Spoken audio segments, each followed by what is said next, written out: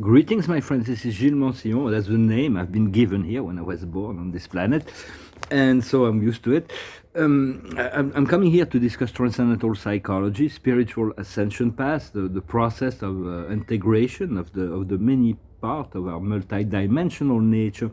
And there is a part of us that is the emotional body.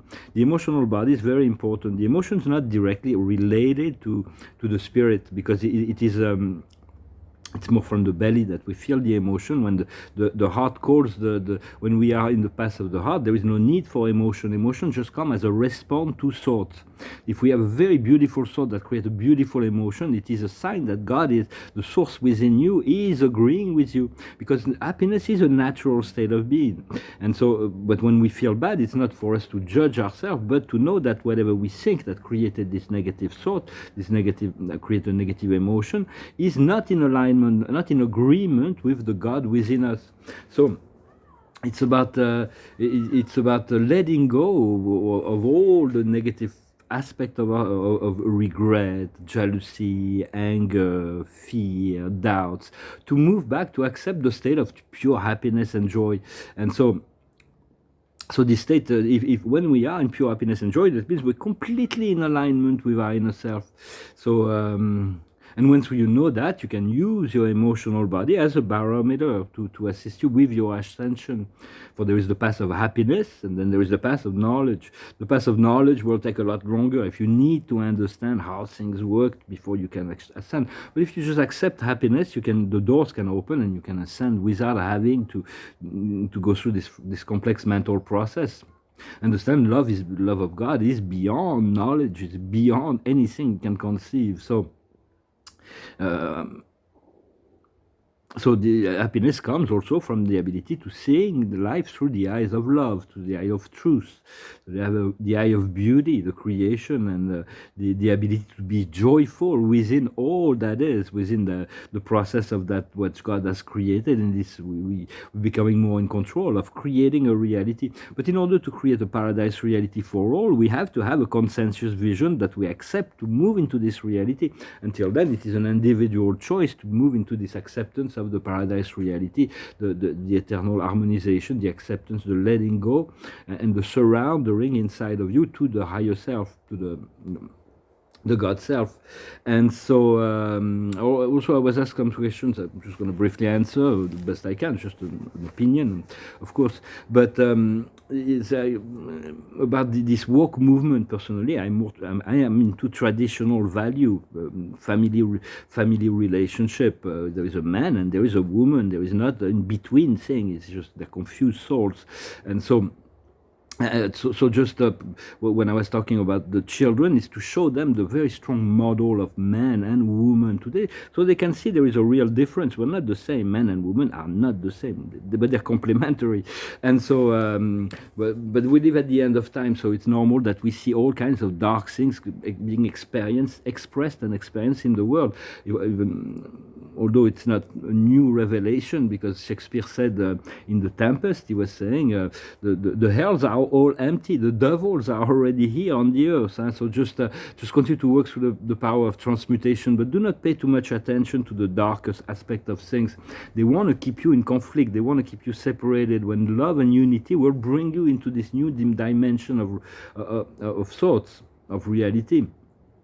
For it's like what we call love here on the cosmic level is the truth, the beauty, and the goodness. That is the representation of the highest level of reality that we can achieve as the supreme being is already within the realm of infinity. There is already those beings that live in the state of total universal consciousness, such as within the cosmic mind and the infinite plane, such as Allah, or the beings that are completely, they are one, they are it, there is nothing outside of them. And so those part of ourselves already exist, and we want to fuse and submit ourselves to the wisdom of the higher planes. For even those who live in the realm of infinity are all moving into something unthinkable in the future, towards the reality of the ultimate. For now, we're still working on time and space. But there was a thought I sort of expressed also that sort of was interesting. He was from a leader, a very ancient leader, a Mongolian leader named Genghis Khan, who really tried to assist women in being integrated within society. Although it was a primitive society and it was at the wartime conquest, he was into the conquest. But nevertheless, he understood the meaning of religion. It's like he was saying that religion is like you only have one hand, but you have many fingers. There is only one God, but there are many religions. And he was supporting all, not so much the religion, but the religious community, so everybody can fulfill their ascension in relationship to what their culture is about. And so also been asking about Nessara Gesara. I'm not in charge of that. It was supposed to come into this transformation of this monetary system from a system of lack to a system of abundance. It was supposed to come on December 12th, on September 12, 2001, but something happened that prevented that from happening.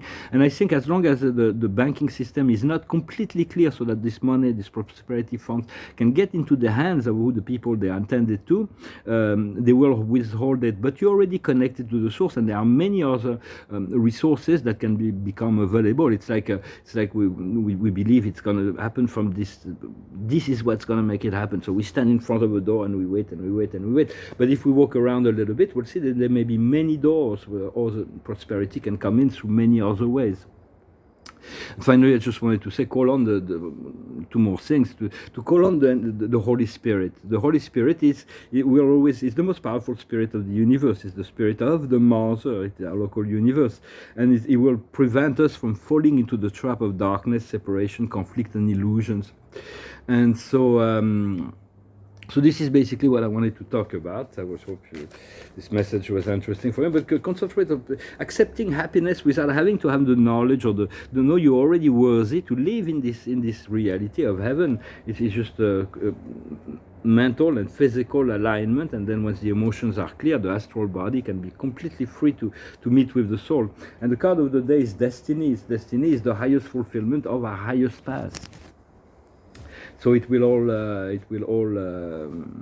is all unfolding actually exactly as it should, which is sometimes from within time it feels long, but actually those passes, everything is very intelligently calculated within life so that we can end up exactly where we have planned to end up.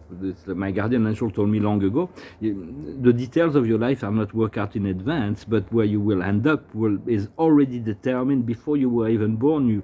Your soul already decided that's where it's going to end. So, and this is true for each and every one of us. I'm going to pull a few cards. So the observer is maturity, to look at life through the eyes of truth, through the eye of love, through the eyes through the eyes of unity consciousness. The past is the sun to allow this. There was this awakening, this bright awakening that is continuing. Sometimes it gets really quiet and nothing happens, and then it comes back. Where we are now is wealth, riches. We are the world. It is the great inner and outer abundance. And in the future, what's coming is letting go, the ability to let go of all those things that are tying us down. It's this little drop of water where she's like holding on to the leaf, but then eventually she has no choice. She lets go and she falls into the lake. On the invisible planes, we have the burden. We have to get rid of the burdens. We know the burdens. We know our burdens. We just need to be patient and continue to cultivate this sense of freedom. And on the outside world, there is the labyrinth of the mind. So basically, the burdens will be removed by abundance. Abundance is going to assist us in clearing up all the. And in order to let go of the labyrinth of the mind, stop thinking, stop judging, stop evaluating. The critical mind, move into play, into joy, into fulfillment, is playfulness. And as we let go, we may feel a bit of sorrow because there is a longing, a mourning period of losing something that we're used to, although we know it's not really that good for us. And then accepting for a time that life becomes a bit ordinary, not boring, but ordinary, is the ability to see the beauty in the ordinary. And that will lead us to our empowerment, to our creatorship. Well, I hope this will resonate with you. We'll see what happens. This is just a mirror. The tarot is just a mirror, just to give us insight. Well, I'm going to finish with a song. Let's see if we can. Let's see. I'm going to finish with a song. I'm trying to find. I'm not sure I want to re-sing the same song as I sang in the French video.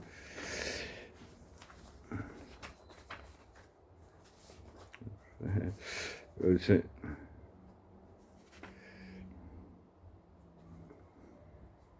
I'm going to sing this one. It's an old song from the 1960s. It's thank you very much for liking, sharing, commenting, and subscribing. Thank you so much for your donation and for supporting the channel. Much is about to unfold. I'm going to finish with this song, the a cappella song. It's an old song of the Procolarum. It's called Night in White Satin. Nights in white satin, never reaching the end. Letters I've written, never meaning to send.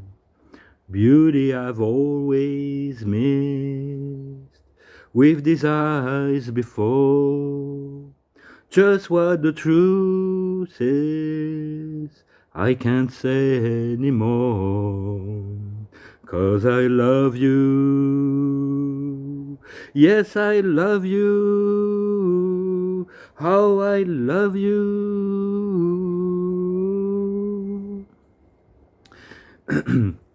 Gazing at people, some hand in hand, just what I'm going through, they can't understand. Some tries to tell me, thoughts they cannot defend. Just what you want to be, you will be in the end. And I love you, yes I love you, oh how I love you.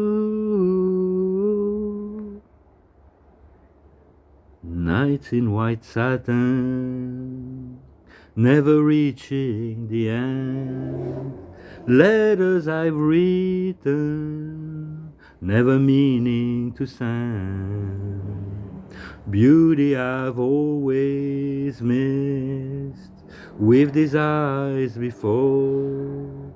Just what the truth is, I can't say anymore. 'Cause I love you, yes I love you, how I love you. An old song. For when we fall prey to the Plato said that love was or romantic love was as close as madness as it gets. Huh? So sometimes we can't see the truth because we are overwhelmed by those energies. I'm going to pull one more card. It's the card of communication. For I'm sorry about my communication. I will get back to you shortly. I'm a little bit late with my communication. It is important to communicate.